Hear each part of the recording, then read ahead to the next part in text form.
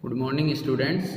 आज हम class 7th Hindi reader chapter 2 एकता टूटने पर पढ़ने जा रहे हैं।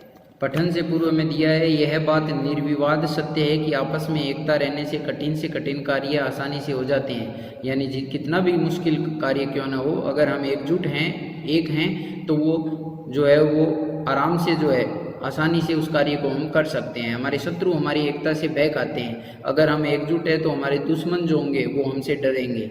ऐसे में कुछ लोग इस एकत्व को तोड़ने का प्रयास भी करते हैं। इसलिए हमारे जो प्रियजन होते हैं या जो शत्रु होते हैं वो हमारी एकता को तोड़ने का प्रयास करते हैं।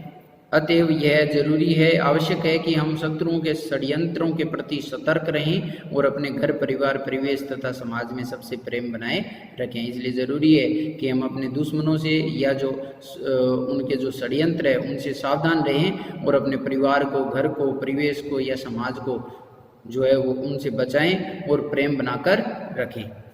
चर्चा करने में दिया हुआ है कि मित्रता में आपसी विश्वास, संवाद और सूझबूझ का क्या क्या महत्व है। इन बातों पर आपको चर्चा करनी है। फिर लेसन स्टडी करते हैं अपन।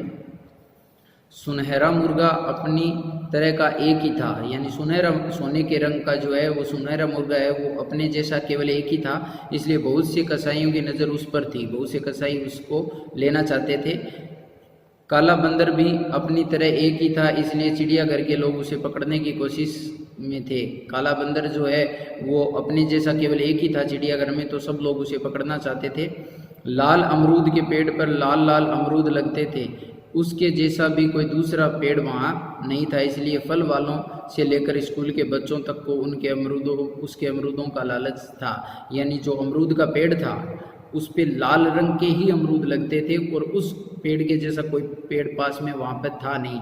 तो फल वाले और बच्चे दोनों चाहते थे कि हम इसके अमरूद खाएं, पर उन तीनों ने मिलकर एक ऐसी योजना बना रखी थी कि कोई उनका कुछ नहीं बिगाड़ पाया। उन तीनों ने किन्होंने? सुनहरा मुर्गा और काला बंदर और लाल अमरूद, इन तीनों ने जो है वो एक योजना बना रखी थी और उनकी योजना ऐसी थी कि उनका कोई कुछ नहीं बिगाड़ सकता था। जब कोई कसाई मुर्गे को पकड़ने के लिए आता तो पेड़ उसे लुभाने के लिए 2-3 पक्के अमरूद नीचे टपका देता। यानी जब कोई कसाई आता उस मुर्गे को पकड़ने के लिए तो अमरूद क्या करता? अमरूद जो है वो 2-3 अमरूद के फल नीचे टपका देता। उन अमरूदों की खुशबू ही ऐसी थी कि कसाई पहले अमरूद चखने में लग जाता। अब अमरूद को देखकर कसाई के मन में लालच आ जाता और वो उन अमरूदों की खुशबू से मोहित होकर उन्हें खाने में या चखने में लग जाता। उस बीच बंदर एक कच्चे अमरूद तोड़कर इस तरह उसके सिर पर निशाना बनाता कि कसाई अपना होश खो बैठता। अब जैसे ही कसाई उन अमरूद को चखने लगता, इतने में ही जो काला बंदर है वो कच्चे अमरूद तोड़कर और उसके सिर पे निशाना लगाता और ऐसे लगाता कि वो अपना होश खो बैठता। आखिर जब वह ऊपर की तरफ देखता तो बंदर मुर्गे को पीठ पर बिठाए मुँह बिचकाता नजर आता, और जैसे ही कसाई ऊपर की तरफ देखता तो बंदर मुर्गे को अपने पीठ पर बैठाते हुए, मुंह पिचकाना का मतलब होता है मुंह बनाना या चिढ़ाना, चिढ़ाते हुए नजर आता। कसाई हारकर वहां से चलने लगता तो उसे पता चलता कि उसका थैला भी गायब है। यानी जब कसाई हारकर वहां से जाने लगता तो वो उसे अपना थैला मिलता नहीं, क्योंकि बंदर जो है उस थैले को भी गायब कर देता था। थैला सामान सहित पेड़ की सबसे ऊंची टहनी पर लटक रहा होता और कसाई को अपना थैला जो है वो पेड़ की सबसे ऊंची टहनी पर लटकता दिखता। साथ ही पेड़ साएं साएं करता उसकी हालत का मजा ले रहा होता, और पेड़ जो है वो साएं साएं की आवाज़ के साथ उस कसाई की जो हालत है उसका मजा लेता रहता था। जब चिड़ियाघर के लोग बंदर को घेरने के लिए आते, जब चिड़ियाघर के लोग बंदर को ले जाने के लिए, उसे पकड़ने के लिए आते, तब पेड़ उसे अपने पत्तियों और शाखाओं में छिपा लेता था। तो बंदर जो है वो उस पेड़ के अंदर घुस जाता था, पेड़ उसे छिपा लेता था, किसी की उस पर नज़र नहीं पड़ती थी। नीचे मुर्गा जोर जोर से पंख फड़फड़ाकर इतनी धूल उड़ा देता था कि उसके लिए वहाँ खड़े होकर सांस लेना भी मुश्किल हो जाता था। जो लोग चिड़ियाघर के बंदर को पकड़ने आते थे तो उस बंदर को पेड़ अपने अंदर छुपा लेता था, और जो मुर्गा है वो नीचे से अपने पंखों से फड़फड़ाकर मिट्टी उड़ा देता था, और इतनी मिट्टी उड़ा देता था कि उन लोगों को वहाँ कुछ नज़र ही नहीं आता था। और सांस लेना भी उनका क्या हो जाता था, मुश्किल हो जाता था। आखिर वे वहाँ से हटने लगते तो पेड़ अपने सबसे पिलपिले अमरूद नीचे टपकाकर उन्हें फिसला देता, और जैसे वे वहाँ से जाने लगते चिड़ियाघर के लोग, तो पेड़ जो है वो अपने जो पिलपिले या जो गले हुए अमरूद होते थे उनको नीचे गिरा देता था, जिनसे वो फिसल कर गिर पड़ते थे, जिनसे फिसल कर वो जो है वो गिरते पड़ते वहाँ से लौटते। तो उन्हें पता चलता कि उनका बंदर पकड़ने का जाल मुर्गे की चोंच में, और जैसे वे जाने लगते तब उन्हें दिखाई देता या पता लगता कि उनका जो जाल है बंदर पकड़ने का वो मुर्गे की चोंच में, और मुर्गा पेड़ की सबसे ऊंची टहनी पर बैठा हुआ है, यानी उनका जाल भी पेड़ के ऊपर हो गया। थोड़ी दूर जाने पर उन्हें पीछे से मुर्गे की बांग सुनाई दे जाती कुकड़ू को, और थोड़ी दूर जाते ही उन्हें मुर्गे की बांग सुनाई देती और लगता जैसे मुर्गा उनका क्या उड़ा रहा है, मजाक उड़ा रहा है। इसी तरह जब फल वाले या स्कूल के बच्चे पेड़ से अमरूद तोड़ने के लिए आते तब पहले उनका सामना बंदर से होता है, यानी बंदर उनका सामना करता। बंदर इस तरह उनके इर्द गिर्द चक्कर काटता और उन्हें डराता, और इस तरह से डराता कि उनका पेड़ के नज़दीक जाने का जो फैसला होता हौसला ही नहीं होता, यानी वो पेड़ के पास ही नहीं जा पाते, हिम्मत ही नहीं होती उनमें। अगर उन लोगों के पास अपना कोई खाने पीने का सामान होता तो उसे भी वह चट कर जाता, यानी बंदर उनका खाने पीने का सामान भी खुद खा जाता। मौका लगने पर किसी के बाल नोच देता, किसी के कान उमेट देता। इतने पर भी वे लोग पेड़ के नज़दीक पहुंच जाते तो वहाँ उन्हें मुर्गा बेजान सा तड़पता नजर आता, यानी बंदर जो है वो उन्हें खूब परेशान करता था। जो लोग बच्चे उन अमरूद खाने आते थे या फल वाले आते थे तो बंदर जो है वो उनका जो खाने पीने का सामान होता था वो भी खा जाता था, और मौका लगने पर उनके बाल भी नोचता था, उनके कान भी उमेट देता था। पर इतने पर भी जब वे पेड़ के नज़दीक आ जाते तो वहाँ उन्हें मुर्गा जो है वो बेजान सा तड़पता हुआ दिखाई देता, और मुर्गे की जो चोंच है एक अमरूद में होती, जैसे कि अमरूद खाकर ही उसकी यह हालत हुई है, यानी मुर्गा बेजान सा होकर ऐसे पड़ा रहता अमरूद के अंदर अपनी चोंच डालकर, जैसे ऐसा लगता हो कि अमरूद खाने से ही उसकी तबीयत खराब हुई है। लोग बीमारी के डर से अमरूद तोड़ने का इरादा छोड़कर वहाँ से लौट पड़ते, और जो लोग अमरूद खाने आते थे वो बीमारी के डर से अमरूद तोड़ने का जो अपना इरादा है वो छोड़कर वहाँ से चले जाते। लौटते हुए यह और पता चलता कि अमरूद के लिए जो टोकरी साथ लेकर आए थे वह बंदर के सिर पर है, और बंदर एक मस्खरे की तरह आवाज़ें पैदा करता पेड़ की सबसे ऊंची डाल पर बैठा टांगे हिला रहा है। और जब वे लौट रहे होते तो देखते कि जो टोकरी वो लेकर आए थे अमरूद तोड़ने के लिए वो टोकरी जो है वो बंदर ने अपने सर पे रख रखी है, और वो उनसे मस्करा यानी होता है सोड़ या विदूषक या हंसी उड़ाने वाला, वो हंसी उड़ाता हुआ पेड़ की सबसे ऊंची वाली जो डाली है उस पर पैर लटकाते हुए बैठा है। इस तरह से वे मज़े में दिन काट रहे थे तीनों। अचानक क्या हुआ कि एक दिन घनघोर घटाएं घिर आई। पहले मूसलाधार वर्षा हुई और फिर ओले बहुत गिरे। जब उन तीनों ने साथ मिलकर अपना अपना बचाव करने की योजना बनाई थी, यानी उन तीनों ने जो है वो अपना अपना बचाव करने की योजना बनाई। तब इस दिन की बात नहीं सोची थी। पेड़ अपनी जगह परेशान था। ओलों से उसके सब अमरूद नष्ट हुए जा रहे थे, यानी जो ओले गिर रहे थे मूसलाधार बारिश में उससे सारे अमरूद नष्ट हो रहे थे। बंदर का अपनी जगह भीग कर बुरा हाल था, और बंदर भी भीग कर है जो बुरी हालत में था। ऊपर से ओलों की मार उसकी जान ले रही थी, और साथ में ओले उसके भी लग रहे थे तो उसकी जो है वो चोट लग रही थी। मुर्गे की भी हालत खस्ता थी, यानी मुर्गे की हालत भी अच्छी नहीं थी। वर्षा से भारी होकर उसके पंख ही नहीं खुल पा रहे थे, यानी मुर्गे के पंख जो है वो पानी से गीले हो गए थे बरसात के पानी से, और वो खुल नहीं पा रहे थे। ऊपर से ओलों की झड़ी उस पर गोलियां दाग रही थी, और ऊपर से ओले उस पर गोलियों की तरह बरस रहे थे। ये दोनों छुटकू किसी काम के नहीं, पेड़ ने जल्लाकर सोचा। पेड़ ने सोचा कि ये दोनों जो है यानी बंदर और मुर्गा ये किसी काम के नहीं है। मैंने आज तक हर मुसीबत में इनकी जान बचाई है, पर आज मुझ पर इतनी बड़ी मुसीबत आई है तो इन्हें अपनी अपनी पड़ी है, यानी ये केवल अपना सोच रहे हैं और मैंने हमेशा इनकी सहायता की है। मेरा हाल तक नहीं पूछा, मदद करना तो दूर रहा, यानी इन्होंने मेरा हाल ही नहीं पूछा कि भाई तेरी क्या हालत है, और मदद करना तो दूर की बात हो गई। यानी पेड़ ने ऐसा सोचा उनके बारे में।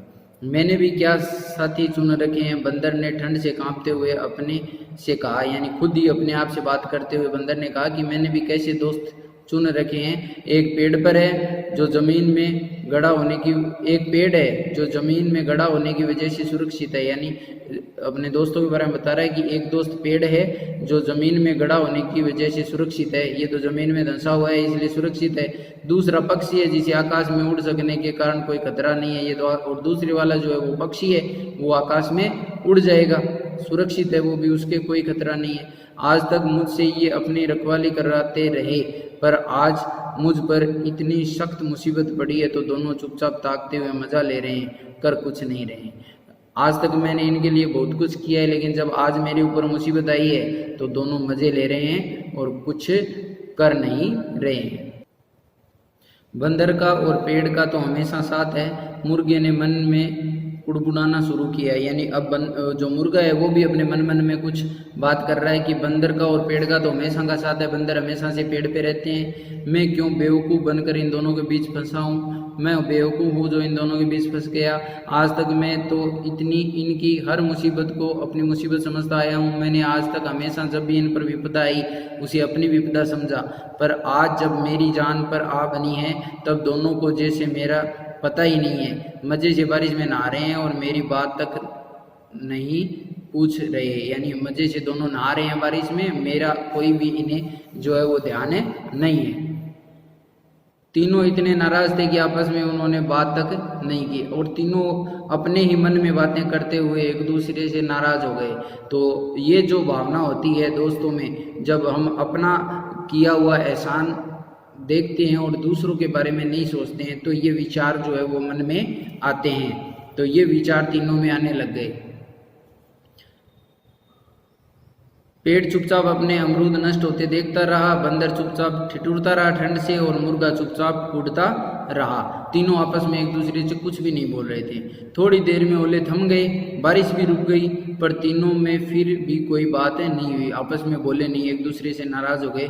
पेड़ को चिढ़ हो रही थी कि उसके इतनी बारिश झेलने के बाद भी बंदर उस पर बोझ बना बैठा है कि इतनी देर से जो है वो मैंने बारिश झेली है, फिर भी जो है वो बंदर अभी ऊपर ही बैठा है। मुर्गा उसकी डाल पर बैठा पंख फड़फड़ा रहा है। बंदर को गुस्सा आ रहा था कि उसे तो ठंड के मारे सन्निपात हुआ जा रहा है। सन्निपात का मतलब होता है एक प्रकार की बुखार बोलते हैं, तो बुखार हो रही है। और पेड़ है कि अब भी उस पर बूंदे टपका रहा है, यानी बंदर कह रहा है कि मेरे तो बुखार हो गई है और पेड़ जो है वो अब भी ठंडी बूंदे मेरे ऊपर टपका रहा है। मुर्गा है कि अब भी पंखों से छींटे ऊपर उड़ा रहा है, मुर्गा अपने पंख फड़फड़ा कर छींटे मेरे ऊपर गिरा रहा है। मुर्गे को कुड़न हो रही थी कि पानी की मार से उसका तो जिस्म जो है, शरीर जो है वो जवाब दे रहा है और पेड़ ने जरा सी भी जमीन उसके लिए सूखी बचाकर नहीं रखी। अब मुर्गे की बारी थी। मुर्गा सोच रहा है कि मेरा जो शरीर है वो तो जवाब दे चुका है पानी की मार से, और पेड़ ने थोड़ी सी भी जमीन है वो सूखी नहीं रखी, यानी कमी निकाल रहा है उसके कार्य में। बंदर से इतना तक नहीं हो रहा कि उसे वहाँ से किसी और सुरक्षित जगह पर ही पहुँचाए, और बंदर जो है वो भी मदद नहीं कर रहा है कि भाई चलो इसको जो है वो ठंड से ठिठुर रहा है तो इसको किसी दूसरी जगह पर ले जाए। अगले रोज तक पेड़ की टहनियों पर पड़ा पानी सूख गया, बंदर का जिस्म भी सूख गया और मुर्गे के पंख भी सूख गए, पर तीनों ने आपस में कोई बात नहीं की, यानी एक दूसरे से जो है वो द्वेष हो गया, एक दूसरे से जो नाराज हो गए वो। और पेड़ सोचता रहा अब आए इन दोनों पर कोई मुसीबत तो देखूंगा अपने को कैसे बचाते हैं। और अपने तीनों जो है वो ये सोचने लगे कि आपस में कि एक दूसरे पर जो है वो कुछ न कुछ मुसीबत आए तो मैं इसके मज़े लेऊं, यानी द्वेष भावना जो है उनके बीच में आ गई। और जब मित्रों के अंदर द्वेष भावना आ जाती है तो वो हानिकारक होती है। इसीलिए कभी भी जो है वो मित्रता के अंदर द्वेष और वैर भावना नहीं होनी चाहिए।